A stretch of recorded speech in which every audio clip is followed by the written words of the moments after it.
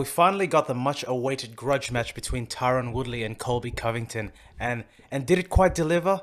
Well, from an exciting fight perspective, maybe quite not. There was a lot of words coming into the fight, and it definitely got me amped and excited. And the card overall was amazing. We had some really great fights. This fight in particular was a little bit of a disappointment, and it's very hard to see this iteration of Tyron Woodley, who's now coming off probably 15 rounds in the octagon where he hasn't won a single round, and he really hasn't looked that impressive. It's very hard because you don't want to be overly critical to a fighter, but he really has the look of a fighter that just doesn't want to be there. He doesn't seem to have that motivation, and definitely not that extra gear. From a fighting sort of perspective, we knew what Colby was going to come with, and that was relentless pressure and aggression and a high output from a cardio sort of perspective. And lo and behold, that's definitely what happened, and he was able to kind of administer those levels of pain with those tools. But I think specifically we thought coming in here that the motivation that Tyron had, because this was a grudge match, would really allow him to throw his hands, and we never really saw that. In the beginning, in the first round, Tyron did come out relatively aggressive by his standards in the last two fights, but Colby took him down with a well-timed shot from a straight right from Tyron, I believe.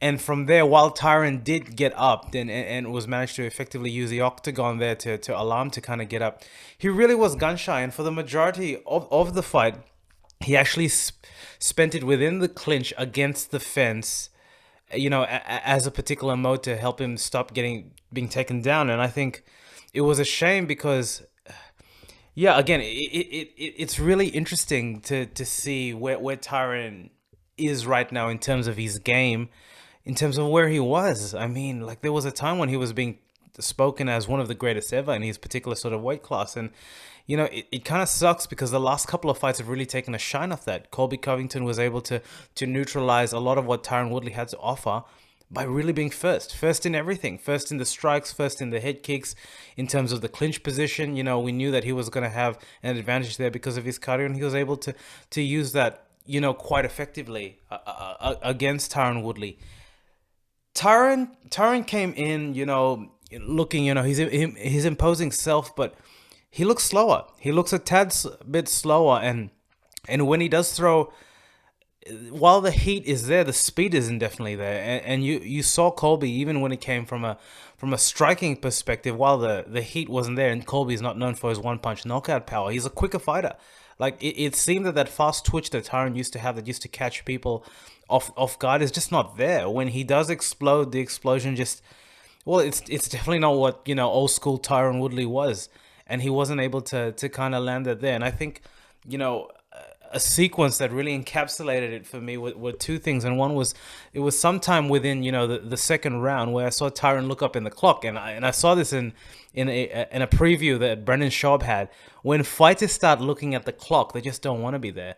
And I think it was the end of the third round or the fourth round. No, it was definitely the third round. In between fights, you could see Tyron was just looking down, like he did not want to be there. Like, in the end of the day, like his coaches, like, yeah, his coaches were giving him advice, and his advice was simply to let his kind of hands go. But there seemingly is a real big disconnect between Woodley and his coaches when he definitely is in the octagon. He doesn't listen to them. It seems like the least path of resistance is the one that he wants to go for. Like, obviously it's easy to just sit in this perch and comment about it, but like, we can all obviously only go in terms of what we're seeing, and from there, Colby dominated in every sort of facet. It wasn't until the fourth round with a high crotch takedown, which in the fourth round, Colby really did come with the goods. It seemed like even though Colby was comfortably winning a lot of these rounds, it wasn't the really superhuman cardio level of output that we're used to seeing Colby Covington, dish out in the second round after, high crotch takedown. He had Tyron down, was throwing elbows, and one of the elbows kind of connected, and whoosh, the blood works were there. And yeah, look, it's not that we haven't seen Tyron face a lot of adversity, but really when he is in these situations, it seems like it really challenges his warrior sort of mentality, and maybe we're not necessarily seeing the best elements of that in this particular part in time. In the in the fifth round, when Tyron came out, it did look that he was a bit more aggressive, and as Colby was consistently getting Tyron, and he had a lot of clinch time. Against a sort of fence, Tyron had this, pseudo guillotine level of defense, and he was kind of going for it. Colby took him down again in terms of another takedown, and it seemed that in the act of trying to go for the guillotine, he popped a rib or something. The replays were coming out, and it really didn't look. It really didn't look that bad, to be honest, from a replay perspective. But he was rinsing in pain, and lo and behold, the fight was over. So, yeah, it's a bit of a disappointing one for me. Colby did what he had to do. He took care of business. He ran his mouth, and there's some exciting fights for him. That Usman fight was pretty competitive. I'm not too sure if he can do anything different there.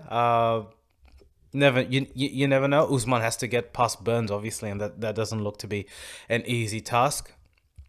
But the Covington and Masvidal fight is one that really intrigues me, purely simply because of the bad blood that these guys have, and how amazing I think some of the press conferences would be.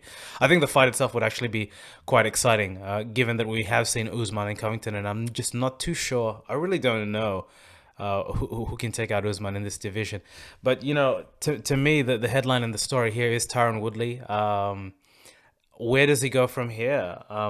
I'm not too sure. Like, can Tyron Woodley stomach being a gatekeeper for some of these smaller, some of these up and comers? I don't think so. I don't see it. And what I definitely don't see is Tyron, at least off the back of his last three performances, being a headliner anymore. Like, the juice doesn't look there. The fights are just not exciting. He's just not willing to pull the trigger. And for me, it just doesn't look like his heart is in fighting anymore. And that really surfaces itself when adversity comes in the octagon, and definitely the octagon is not a place to be if you're not 100% committed to that fight game. Wow. Yeah, a lot to unpack there. That's my synopsis of this particular fight. Give us a thumbs up, subscribe to the channel, and leave us your comments. Who do you think Tyron should fight next? Who do you think Colby should fight next? Chat soon, guys.